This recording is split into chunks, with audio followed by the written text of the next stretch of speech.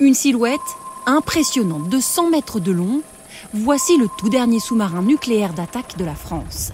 Le Tourville vient tout juste d'entrer en service. En escale à Brest, l'équipage ne dispose que de quelques jours pour tout remettre en ordre avant de repartir. Et c'est là que nous avons pu exceptionnellement monter à bord. Bonjour. Bienvenue à bord.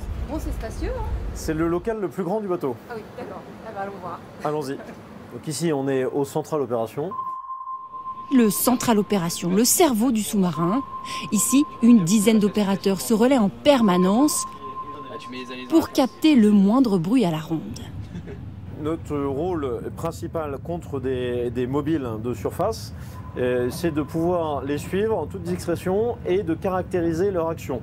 Donc que ce soit un bateau de la flotte fantôme ou un bateau de guerre, on peut le suivre, voir où il va, avec qui il interagit, quelles sont ses communications radio, est-ce qu'il fait du transbordement, et on est capable de suivre ça dans la durée sans modifier son comportement. On a les yeux, les oreilles et la possibilité d'utiliser la force.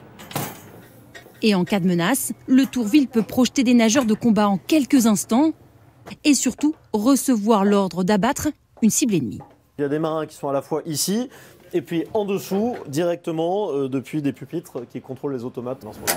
On a des torpilles lourdes F-21. Derrière moi, vous voyez les 4 tubes lance-armes du sous-marin, et donc dans lesquels on peut mettre chacun des 3 types d'armes qu'on a à bord.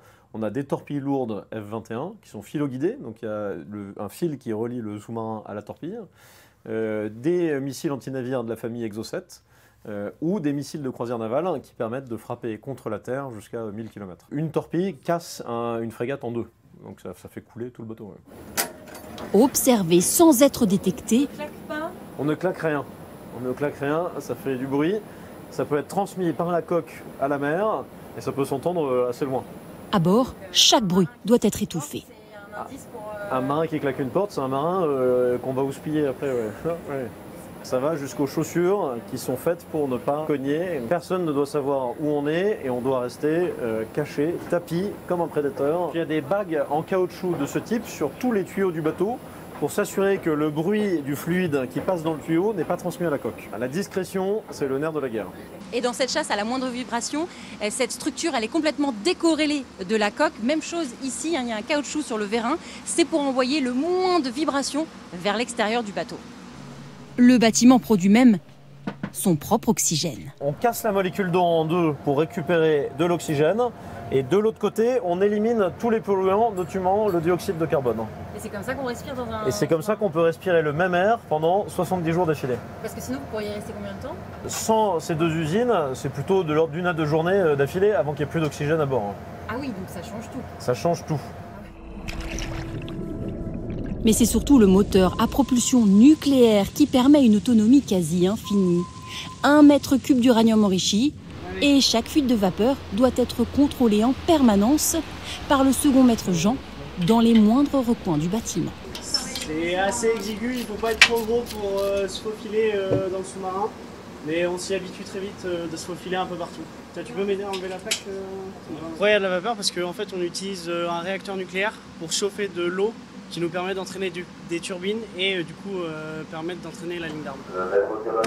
Des conditions de vie hors normes pour les 70 marins pendant plusieurs semaines. Donc du coup, pour optimiser le rangement, on met des filets dans les plafonds et ça nous permet de stocker nos tenues étanches dont on se sert sur l'extérieur du sous-marin quand on est en surface. 0 perte de place, tout est optimisé. Et des couchettes exiguës qui font office de bureau, faute de place.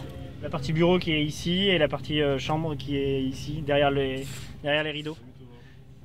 Et sinon... ça fait un peu tout, quoi. C'est multifonction le lit. C'est totalement multifonction, oui. Oui. On s'entend bien et ça nécessite un peu de coordination, mais ça fonctionne très bien. Il ne faut pas se lever tous en même temps, par exemple. Mais sinon, avec le rythme d'écart, ça fait que ça se fait très naturellement. Une vie coupée du monde, à de rares exceptions près.